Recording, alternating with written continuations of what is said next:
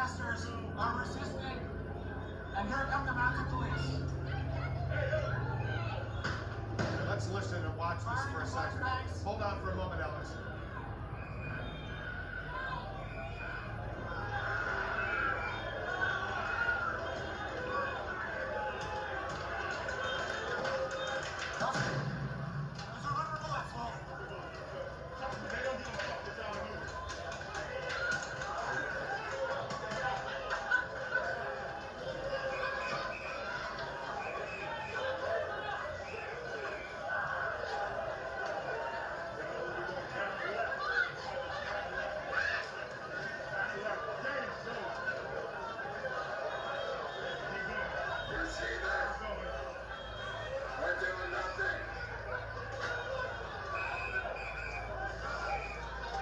You can see the mounted police, they're moving in, tear gas, rubber bullets. They're trying to disperse this crowd that had gathered very peacefully. And then all of a sudden, the police start moving in to try to disperse the crowd. And it's getting very, very ugly. Once again, for viewers who may just be tuning in, this is happening as we're awaiting the President of the United States. He's supposedly going to be delivering a brief statement in the Rose Garden, where you can clearly smell the tear gas that has enveloped not just Lafayette Park, but the north lawn of the White House, and heading towards the Rose Garden, where the President is going to be speaking momentarily. Don Lemon, I'm anxious to get your thoughts right now. This is not pleasant to even observe this right here in Washington, D.C., the nation's capital, as this is unfolding. Well, Wolf, very quickly, all I have to say, I said earlier, this is a made-for-TV moment. This was a very peaceful protest, and as the president... Hold on, Don. Here's the president. Hold on, Don. Here's the president. Sick motherfucker. Fellow Americans, my first and highest duty as president is to defend our great country. Oh, yeah, right. Defend it. The American people. I swore an oath to uphold the laws of our nation, and that is exactly what I will do. Oh. All Americans were rightly sickened and revolted by the brutal death of George Floyd. My administration is fully committed that for George and his family, justice will be served. He will not have died in vain. But we cannot allow the righteous cries and peaceful protesters to be drowned out by an angry mob. Of your fucking military angry mob? Rioting our peace-loving citizens in our poorest communities. Oh, these As people? their president, I will fight to keep them safe. I will fight to protect you. I am your president of law and order and an ally of all peaceful protesters.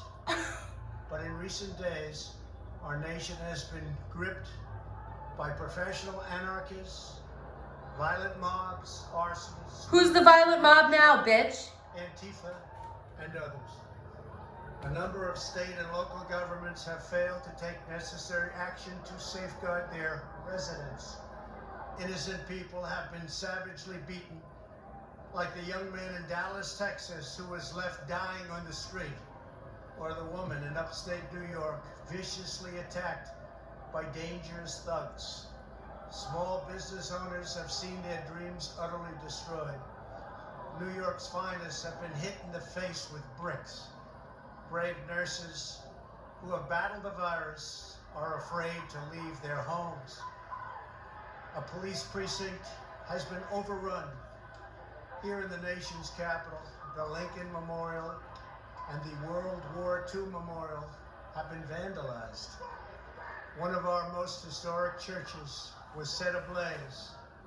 A federal officer in California, an African-American enforcement hero, was shot and killed.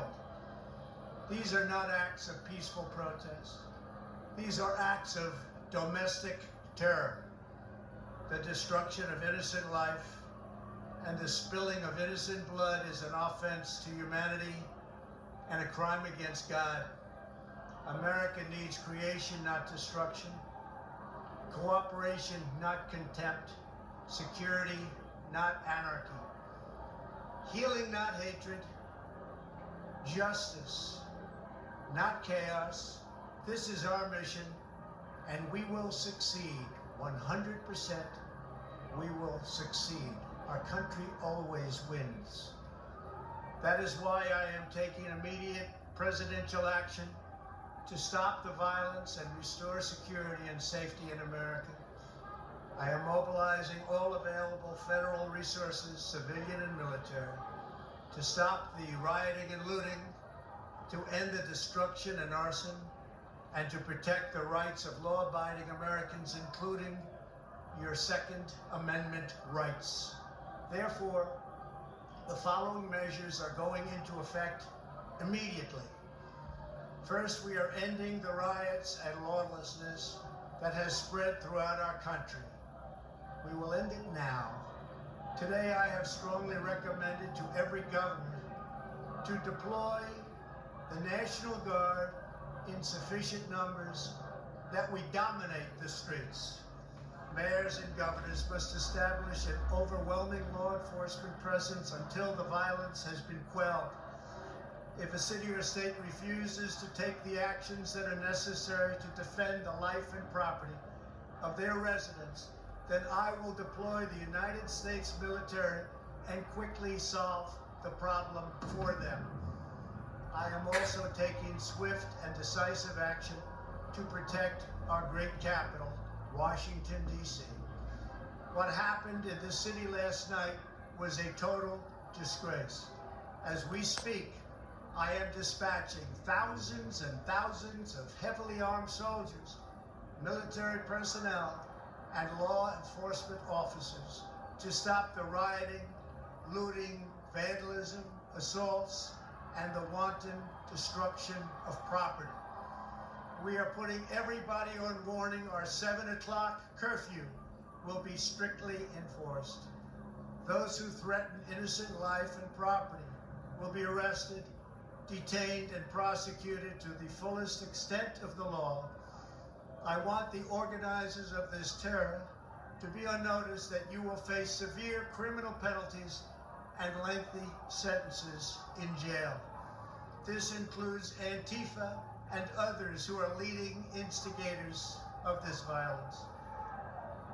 One law and order, and that is what it is. One law. We have one beautiful law. And once that is restored and fully restored, we will help you, we will help your business, and we will help your family. America is founded upon the rule of law. It is the foundation of our prosperity, our freedom, and our very way of life. But where there is no law, there is no opportunity. Where there is no justice, there is no liberty. Where there is no safety, there is no future. We must never give in to anger or hatred. If malice or violence reigns, then none of us is free. I take these actions today with firm resolve and with a true and passionate love for our country.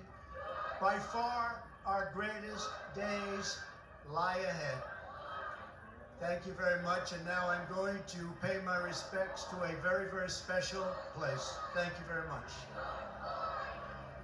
All right, so there's the President of the United States making a 6 or 7 minute statement declaring he is the president of law and order, and he will stop what's going on right now. And as he was speaking right across the street from the White House, there was a peaceful demonstration in Lafayette Park by protesters who were simply shouting, making statements, but they were not threatening anyone. And all of a sudden, military personnel, military police, uniformed Secret Service police, mounted police went in to disperse, and they were firing tear gas in the process. Rubber bullets were told as well. The president saying he's going to use an old law to deploy military personnel to deal with all of this. He says these are professional anarchists who are responsible. Once again, as he has for the past several days, he blamed a far-left group, Antifa, for this. They will lose. We will win, he said. This is our mission. We will succeed, he said, 100%.